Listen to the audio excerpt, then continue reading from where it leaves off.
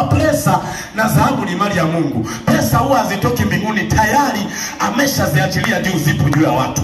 Kwa hiyo Mungu ili atupe vitu huwa analeta watu.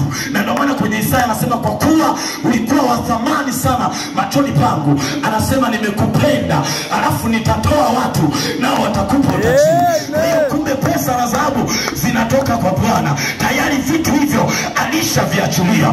Kwa hiyo sisi ni kumlingana Bwana, alafu yeye mwenyewe ataachilia watu juu ya maisha yako. Ataachilia makabila juu ya maisha yako. Utashangaa hata kama kazi zimebana, utashangaa watu wanakuita kwenye kazi. Ujue ni Mungu anaanza kuachilia na baraka zake juu ya maisha yako.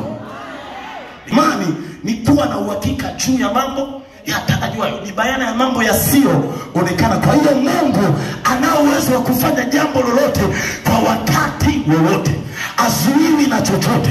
Maana ulimwengu wa roho ni upo faster kuliko kawaida.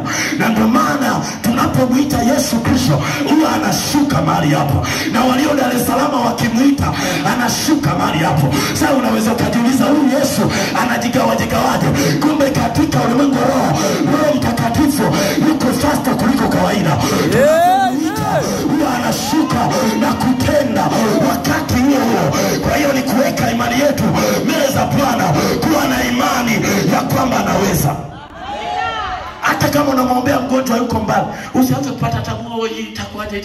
Mungu unapoomba anamgusa huko. Haleluya. Kwa hiyo ni vitu ambavyo vinawezekana.